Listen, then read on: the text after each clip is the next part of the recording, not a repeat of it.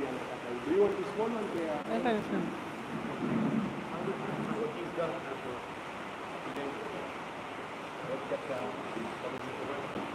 You're not count actually. With the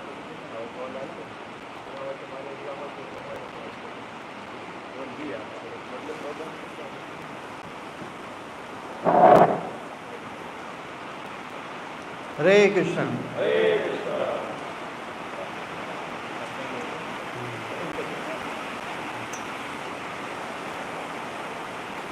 Hare Krishna. Om Namo Bhagavate Vasudevaya.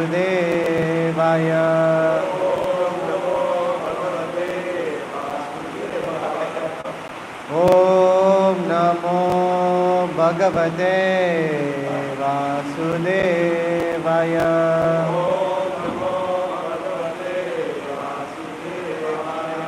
Om Namo Bhagavate Vasudevaya.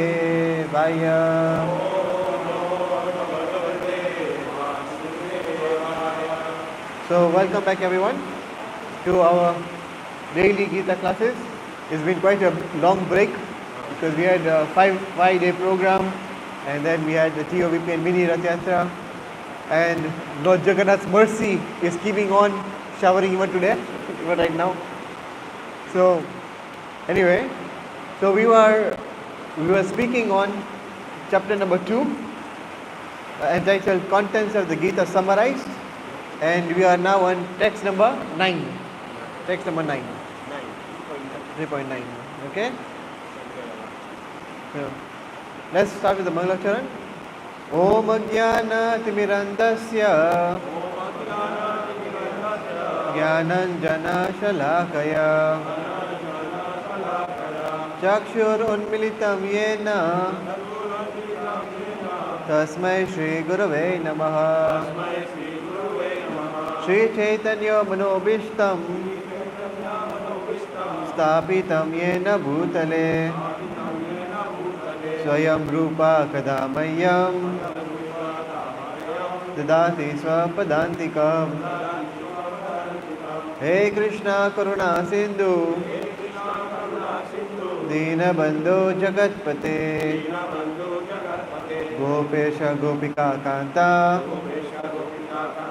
Radha Kanta Namostute Tapta Kanchana Gaurangi Shri Radhe Vrindavaneshwari Rishabhanu Sude Devi Pranamami Hari Priye Vancha Kalpa Tarubhyascha Shripa Sindhubhya Evacha Patita Nam Pavanebhyo Vaishnavebhyo Namo Namaha. Jai Sri Krishna Chaitanya Prabhu Nityananda Shri Advaita Gadadara Srivasadi Gaura Bhakta Vrinda. Hare Krishna Hare Krishna Krishna Krishna Hare Hare Hare Rama Hare Rama Rama Rama Hare Hare. Okay, so chapter number 2, text number 9. Sanjaya Uvacha Evam Uktva Rishikesham Gudakesha Parantapa Nayotsya iti Govindam Uktva Tushnim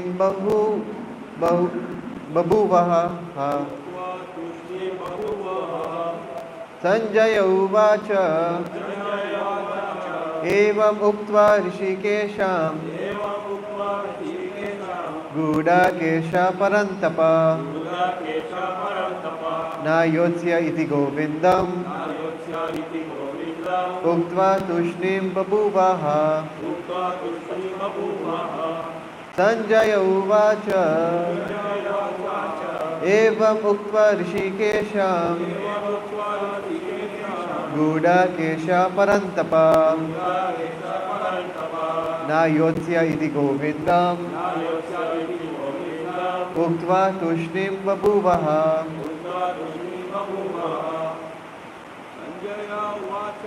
Sanjay उवाच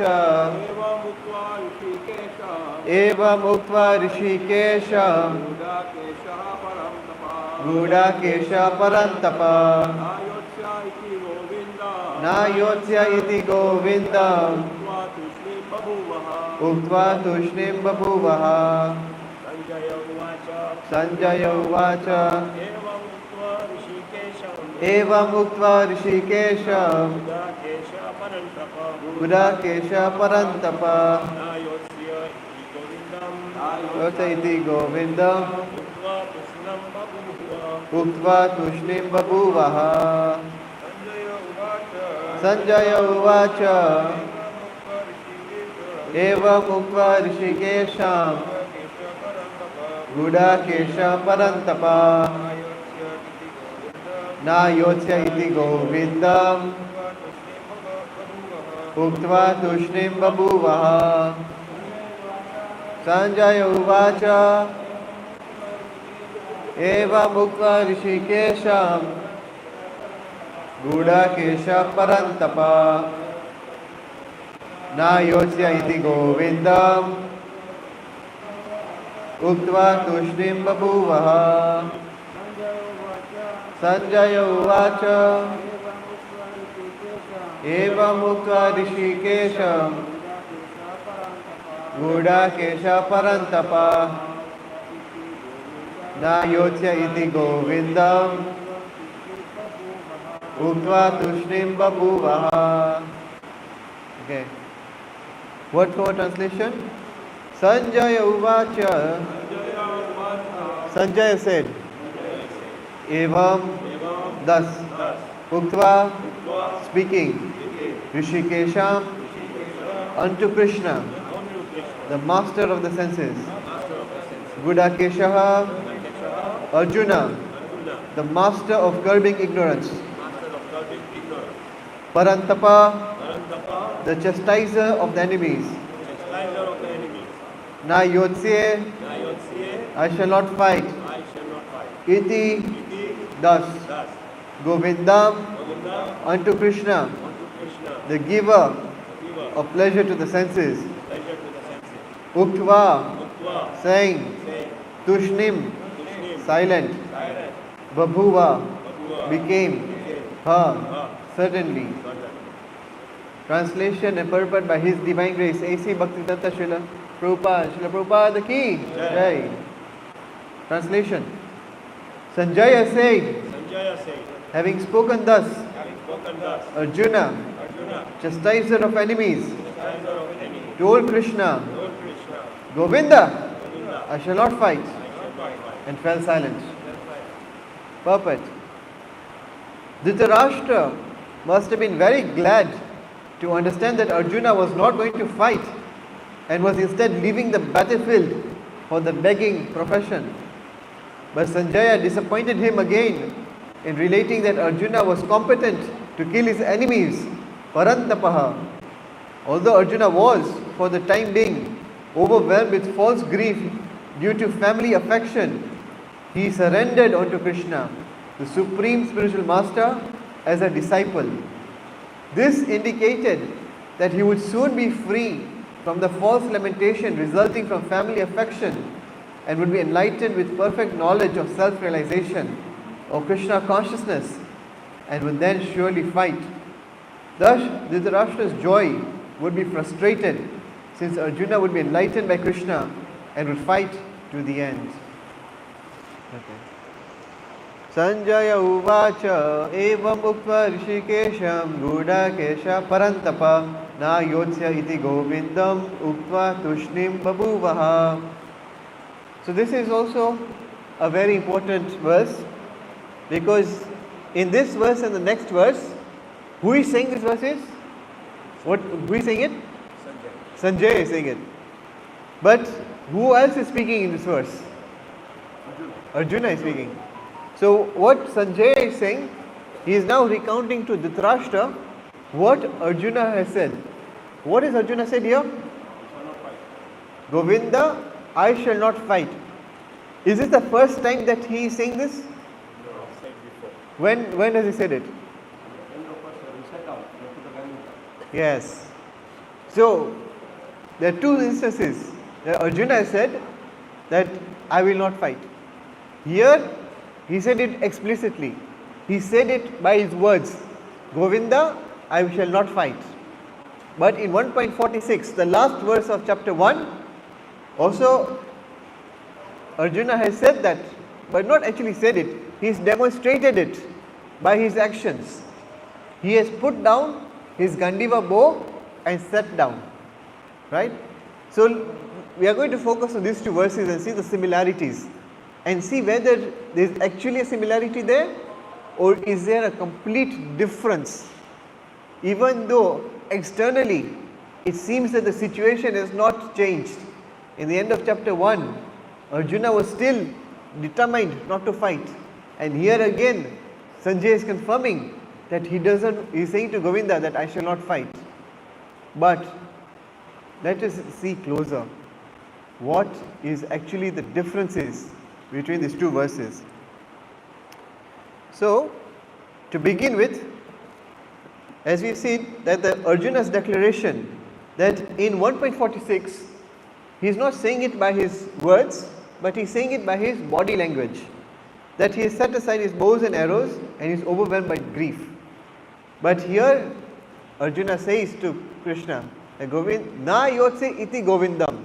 Govinda, I shall not fight. Na yotsya, I will not fight. Now, what is the basis of his decision? What was he basing his decision of not fighting in chapter 1, in 146? And what is the basis of him not fighting here in 2.9? The big difference. So in 1.46, he is saying that I will not fight. He is putting down his arrows, he is putting down everything because he has brought forward so many arguments to Krishna. He says that I am not going to fight, I am just going to sit down and not fight because of this reason. What are the reasons? Can anyone tell me? What are the reasons? One of them was that all these are his family. All of them are family members. Then? The man will die, the creation of Varna Shankara. Creation of Varna Shankara. But before that, what is the step before that? Two steps before that. The women. Yes, that's one step before that.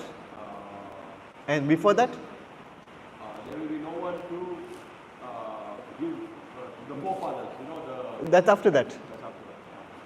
So before that, first of all, he had compassion. He had compassion for not only family members, for everyone there. So that was one. Two, that he was thinking that how is he going to enjoy the kingdom with no one there? So there was no enjoyment. Number three, that I will incur so many sinful activities by killing my elderly kingsmen and especially my vulnerable elders. That's number three. Number four is that if there are no elders, then who is there to guide the society in a religious way? So religion and dharma will be distorted. And when that happens, when there is no elders to protect, to guide, then what happens is the unscrupulous men take advantage. They exploit womanhood. And so womanhood is exploited. And then what comes out of them is Varna Shankara, unwanted population. Not illegitimate, but unwanted. Unwanted meaning in the sense that their consciousness is degraded. It's a degraded consciousness. Yes. So because of degraded consciousness, they are not religiously minded. They are not dharmic. And so then all the traditions get stopped. And like what are some of the traditions that was mentioned? Pitrudan. Pitrudan gets stopped. And so even the ancestors that have gone, they fall down. They fall down. And that also creates more sinful reaction. So many reasons were given by Arjuna. And he thought that he had thought of everything. He decided that, oh, my brain is so great of thinking of so many valid reasons in a very short time, in a very stressful environment. You can imagine that this is at the starting of the war. The conch shells have been blown, everything has happened. They are getting ready to fight, and at that moment he thinks so many good points. But is it actually good? Now we'll find out. So the basis of Arjuna's decision was of personal reasoning and moral confusion. But now in 2.9, now when he says that I shall not fight, he is not saying that fight is unnecessary. In 1.46 he thought that fighting is unnecessary. It will cause destruction to the entire society and all that. But here when he says that I shall not fight, he is now trying to say that I don't want to make a decision yet until I know the true purpose, until I know what is actually dharma. First, he utilized his own conception of what dharma is. He utilized his own conception that this is what I need to do in life. This is the goals that I have in life, and based on this viewpoint, I think they should not fight. But he found out that his limited thinking is making him go into serious depression. So what did he do? He did one very great thing. He surrendered to Krishna. He was willing to question his own definition of what exactly is dharma, what exactly is success for me, right? Arjuna, occupationally he is a warrior, he is a Kshatriya. Now for a Kshatriya, what is success for a Kshatriya? Success for a Kshatriya is that he gets an unrivaled kingdom. He gets a kingdom that is sovereign. There is no enemies. He has control, complete rule over the entire world, and not only this world, but even in the higher world, in the heavenly planets. He wants to have sovereign rule. But as we saw in 2.8, what does Arjuna say? Just we go a bit back. Actually in 2.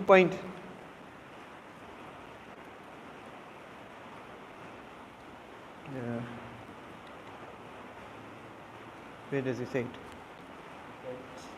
2.7. No, in 2.8 only. He says that I will not be able to dispel it even if I win a prosperous, unrivaled kingdom on earth with sovereignty like the demigods in heaven. So, unrivaled kingdom, even if I get that, even if I get the pinnacle of the success of a Kshatriya, that is insufficient. So he is basically now questioning everything about Kshatriya dharma. He wants to know what is the true essence of dharma. That's why he says in 2.7 that Shishyasteham Sadi Mam Kam Prapannam. And what does he say? Dharma Samuda Chetaha. Prichami Tvam Dharma Samuda Chetaha. Prichami means what? That I am asking who? Tvam, you, Krishna. Dharma, what is religion? Samuda Chetaha, because my Chetan, my illusion, my what is it? My heart, my consciousness has become samuda, has become bewildered. I want to know what is actually dharma, what is actually success for me, not what the society has told what is success for me. That even if I achieve what the external people say that my people in my profession are considered successful, I will be successful and I will be happy, yet I will still have this grief. So this is a very important point that Arjuna is now showcasing us. He is showcasing us that we have to be able to be courageous enough to redefine what is success for us. Not just think that, oh, society has said that you must get all good grades in school, get a good job, get a good wife, get good children. You do everything that the world has told you to do. Yeah, finish your engineering, then go do what? Do MBA. After doing MBA, what? Become CEO. You do everything under the sun that the society has told you that this is how you become happy in life. And you've done everything. Yet such people also commit suicide. So if this was the definition, if this was the picture of success that was given by society, then why are we still having so many cases of suicide, high profile cases of suicide? Right? Why is there so much regrets at the time of death? You have people who are very successful, they have so many regrets at the time of death. Why? It's a very important realization, and this is what Arjuna is trying to show us now, that he is at that dilemma in life, that junction in life, where he is now having an existential crisis. People might have that at 5 years old, or they might have it at 95 years old, but it comes. And what is a pointer to this? A very good motivation, a very good influence or trigger point for this sort of dilemma of thinking is when death becomes a reality. When you feel that, oh, death is going to come any moment, it makes you want to re-evaluate your entire life. Have I lived a life that is successful in my eyes? And forget about my eyes, but what exactly is truly success? That we want to know. And that is what Arjuna wants to know here. So Arjuna really wants to know what is success. So now, if you really want to know his success, you must go to the people who are truly successful. Who are the truly successful people? For that, if you want to know what is success, the first step is to know who you are. You cannot have success, true success, if you do not know who you are. As Keshav Maharaj repeatedly says, that the worst type of success is the type of success where you achieve all the goals and aspirations in life, but then realized that they were somebody else's goals and aspirations. That they are not your own goals and aspirations. That is the worst type of success. So if you really want to understand what is success for you, you must understand what is the goals and aspirations of yourself. And for that you must understand who you are yourself. So the basic starting point is to know who you are. And this is where the Gita starts from. This is where Krishna's instructions start from. We will see from 2.11, just a couple of verses, when Krishna will start to speak now. He will start from this point. He will start to redefine Arjuna's understanding of success and the actual understanding of what dharma means. Okay? Now, third point. The first point we said was that the Arjuna's declaration was the same. Not fighting here, not fighting in 1.46, not fighting in 2.9.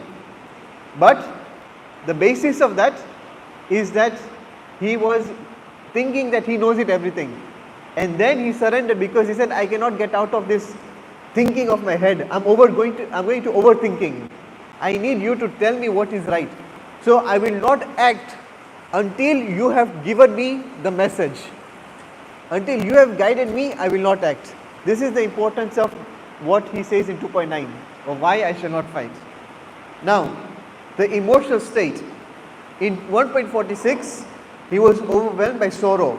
It says, Shoka samvigna manasa. The manasa, the mind, was overcome by shoka, by grief.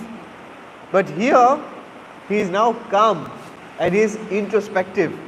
He is eager for enlightenment. He wants Krishna to give him the knowledge so then he can act in the right way. Now, his time for illusion is coming now. That is why Sanjaya said the word Gudakesh. So Gudakesh means what? The person who has mastered the mode of ignorance. And ignorance means sleep.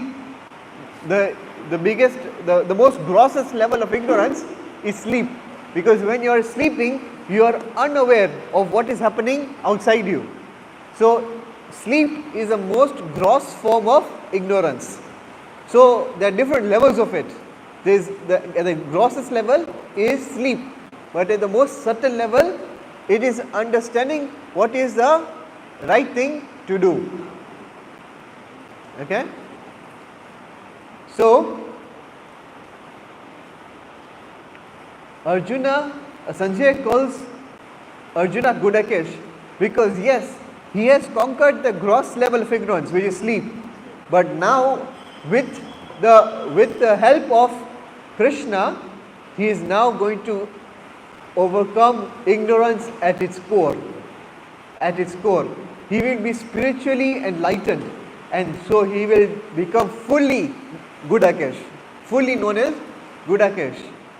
And then again Sanjay and Prabhupada ji says in the purport that Sanjay also called Arjuna as Parantapa, to remind Dhritarashtra that don't think that Arjuna is saying this because he is weak.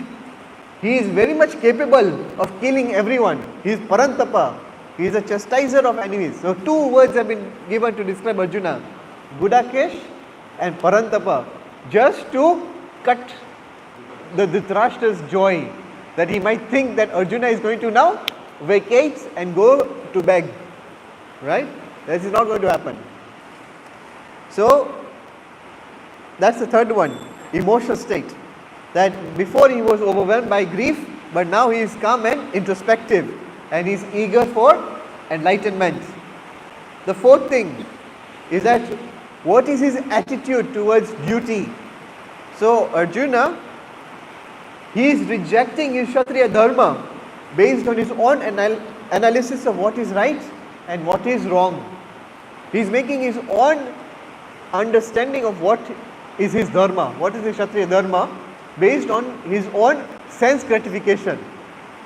But now he is refusing to act until he receives clarity on what is actually duty from Krishna. There he had already made a preconception of what is his duty all about. But now here he actually wants to, okay, let's redefine what is exactly my duty.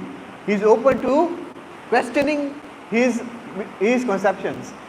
So the world, people in this world function based on their preconceptions of how the world works. But that is a very narrow mindset. That's a very limited mindset. Yes? If you really want to expand as a person, you have to be willing to question your own preconceptions in life. And Arjuna is showing us that for a spiritual person, this is the most important thing. Because a person who is basing his life on materialistic knowledge, he is only answering the questions. But spiritual knowledge and spirituality helps us to question the questions. Material knowledge will help us answer the questions, but spirituality questions the questions. They are asking, okay, so for example, material knowledge. Okay, it's hot. So how do you solve this level of hot? Oh, let's invent a fan. Let's invent an AC. So that is a materialistic knowledge, to provide a material answer to a solution. The question is, okay, is being worried about it being hot a worthy question to even tackle? That's another thing, right? So just a very small example like that. So spiritual knowledge helps us to question the questions, question the ideas and the conceptions that we are holding in life, and to understand that whether the conceptions that have been imprinted upon us by media, by family, by education, is this really going to make me happy? Are these really resonating with me? So like there's a story that once there was a boy and he was in class and the teacher had given an assignment, and the teacher said that draw what you would like to do in life. What would you like to do when you grow up in life? And some students drew an astronaut, some drew a president, some drew a businessman, some drew a lawyer, but one person just drew a circle with two dots and a big smiley face. And so the teacher comes to this child and says, I don't think so you have understood the assignment. And the student goes and says, I don't think so you have understood life. That we are wanting to become happy in life. Everyone wants to be happy in life. And there are certain ways that people go about it, but ultimately everyone wants to become happy in life. But even after going through so many avenues of trying to find that one thing, people end up becoming very frustrated and bewildered as to we did so many things that people told us will help us become happy in life, and then come at the deathbed and they are full of regrets. They are full of like, did I really live my life to the fullest? Did I really be happy in life? Did I really get what I wanted in life? So it's again the story that you are achieving all the goals and aspirations, but it is suppose somebody else's goals and aspirations. They are not your own. Okay, next one is what is Arjuna's views on Kshatriya ideals. So in 1.46, Arjuna is still influenced by traditional roles and attachments. He is thinking that if I do my Kshatriya dharma, if I get a kingdom, but even if I win the kingdom, he's saying this as one of his points, even if I win the kingdom, there is no one to enjoy it with. So what is the point of doing even the Kshatriya duty? Yeah, what is the point even of doing the Kshatriya duty? So he's at that point, and when he says, I'm not going to fight by his actions, in 1.46, he is basically thinking that all these traditional roles of Kshatriya dharma is not going to give me happiness. But now, he's questioning those goals. As we said right now, he's questioning those goals. He's thinking that no matter how much fame, or even if I get an unrivaled kingdom, they are not going to get away with this grief. So let me try and now question what exactly is dharma? What exactly is going to give me happiness? And again, as I said, in 1.46, he was not open to guidance, but now he is open to guidance. And he was confused and he was caught in material reasoning, but now he is surrendered and is eager for true knowledge. So this is a journey of Arjuna's self-confusion or self-bewilderment to now self-realization to eventually surrendering. So this is a journey. This is the full spiritual journey that a person goes through. That there has to be a material trigger point. A trigger point in life. Like they say there's an earthquake. An earthquake immediately shakes everything. Like that, we have life quakes. That things happen in our life that shake the very conceptions that we hold about life. They shake the very conceptions about what we think is valuable in life. And these sort of life quakes are also opportunities for deeper contemplation and reorientation. Just like we saw right now in a very tragic incident of the Ahmedabad airplane crash. So much tragedy that happened. It awakened everyone's consciousness that death is actually a very, very real reality, and it can come at any moment. It will come unannounced. Yes, at that moment we don't want to become philosophically minded, but after some time these sort of events have to make us start to think. Yes, and Arjuna was right on the battlefield. Death was right looking at him, right in front of him. That's why the setting of the Bhagavad Gita is such extreme, because it brings about this urgency in people's life that we go through life thinking that death will never come to us, but death is a very real reality. As they say, there are only two things certain in life. One is death, the other is taxes. So we live life as if that death will never come to us. Yeah, it's not about being morbid. It's not about being very passive. It's about being real. It's about being real. Yeah, whoever has taken birth will surely face death. Right? So there's so many points like this, but now we are supposed to follow the example of Arjuna. That Arjuna is not willing to fight here, not because that he is afraid now, but now because he is curious. He is willing to now question everything about his life. He is willing to question what is the right path forward. And so at this point is when the Gita setting moves beyond the battlefield and becomes universal. Because now this question of Arjuna in 2.7, what is the right thing to do, elevates the knowledge that Krishna gives in the Gita from being something that is contextual to something that is universal. Okay? To something that is applicable to everyone, no matter in which age, no matter in which nationality that person is. Because now this knowledge is reaching soul deep, is reaching at the core of our being. So it doesn't matter who you are, it will resonate with everyone. Given that you have approached it in the example of Arjuna has. Arjuna has surrendered to Krishna. Not that you just read like this. No. Even Prabhupada says in the introduction that the Gita is a mystery book. It's a very mysterious book. Because although the knowledge is there, although the words are there, everything is there, but until and unless you understand the Bhagavad Gita in the spirit of devotion, it will not make sense to you. Many people have understood the Gita or have made some commentary to the Gita, but they are still as bewildered or not more bewildered than before they started understanding and giving commentary on the Gita. So this is the point. Prabhupada ji has made it very simple.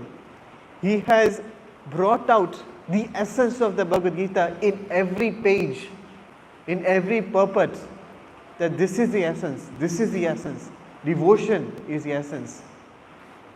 Learning to become a Krishna Bhakta, becoming an eternal servant of the Lord, to revive our dormant Krishna consciousness, that is what's important. So the main point here is that Arjuna is now not just going with the flow. He is not going with his duty as a Kshatriya. He is now questioning everything. He is trying to get to the essence of everything. And this is what we need. We don't need to just do our duties ritualistically. We need to understand them with essence. Yes? They say spirit is when you put, or spiritual is when you put the spirit in the ritual. Yes? Because when you just do things ritualistically, it's very mechanical. You don't know what is the essence. But when you infuse the ritual with its spirit, with understanding why you're doing it, what is the purpose, then only does that ritual become spiritual. And right now we have been so blessed to have the association of His Grace Jana Nivas Prabhu. He is the head pujari of Iskcon Mayapur. He is the standard bearer of deity worship in Iskcon. He is the one who initiated and inaugurated the Mayapur Academy to teach deity worship. How deity worship, which is a set of rituals, can be utilized with the spirit of devotion so that it becomes a very spiritual activity. And I had the good fortune to spend some time in the car alone with him. And I asked him a few questions. Tell me about some of the spiritual realizations that you have had in your journey. And he started by telling me his life story. He started with his earliest memory of how he came into Krishna consciousness. And you know what he said? What he said resonates a lot with this verse. He said that I used to travel around the world and I used to go to every different countries. So he used to go to the Christian countries. There they would say, oh, there's only one God. that there was Jesus Christ, and then goes to the Arab countries, and they say, oh, there's only one God, and that's Allah. And then he would come to India, and they say, oh, there's more than one God. Who is actually God? Who is God? And then he went back from India to Istanbul, and in Istanbul there is a very famous monument called as Hagia Sophia, and next to Hagia Sophia there is another place called the Blue Moon Mosque, if I remember correctly. And he said he went there and it was prayer time, so all the people were doing namaz. So he said, okay, I should also do namaz, but I don't know who to call out to prayer. So he was thinking, who should God be? What is his characteristic like? Oh, he must be the Almighty Creator. He is the one who's created everything. So he must be the Almighty Creator. So he said, oh Almighty Creator, give me a sense that you exist. Give me a sense, give me a sign. And then when he left the place, he is very fond of sweets. And so he was passing by, and there was very nice sweets that were made there on the streets. And he had no money, but his desire came that I want to have sweets. Right then, a boy came out, said, oh, would you like to have some sweets? Please, they're so fresh, have them. Without money.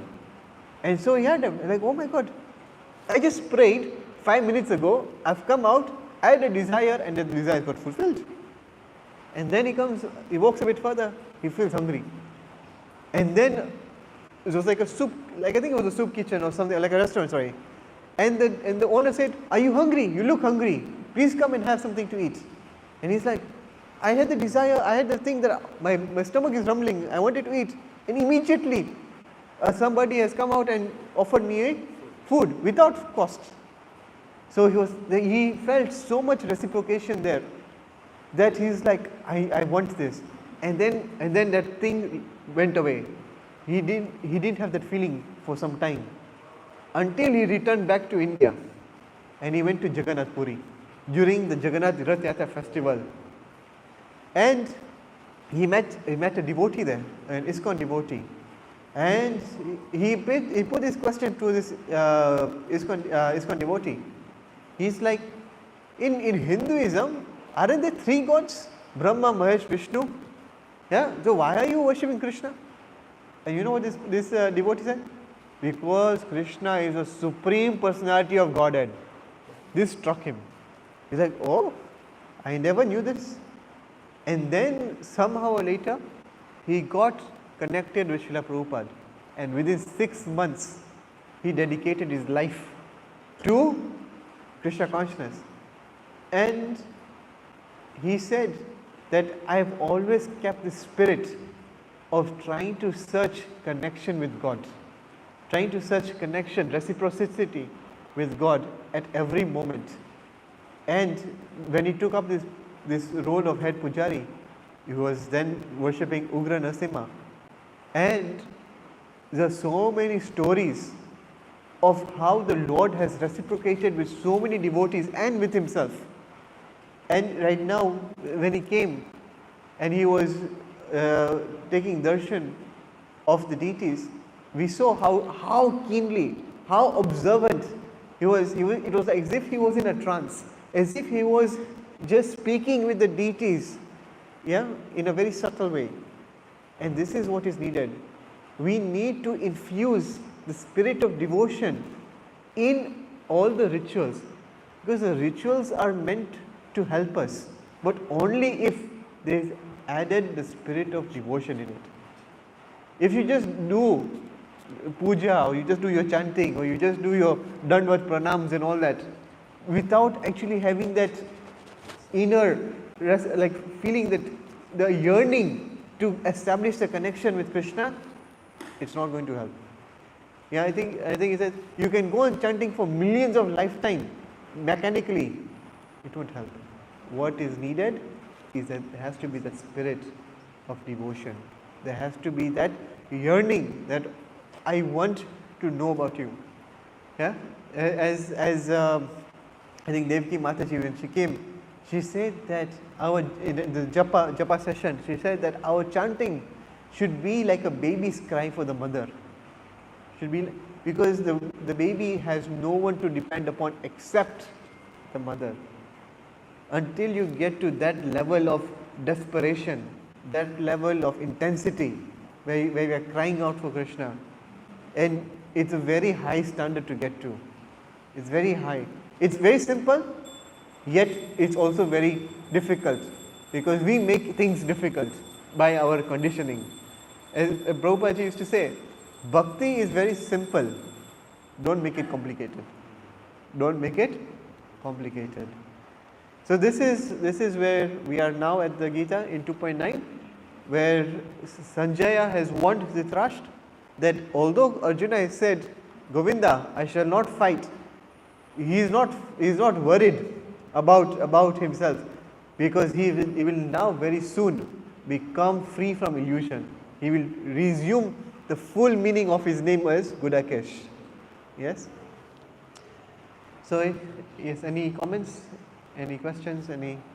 Yes? Okay. Srimad Bhagavad Gita ki jai. Srila Prabhupada ki jai.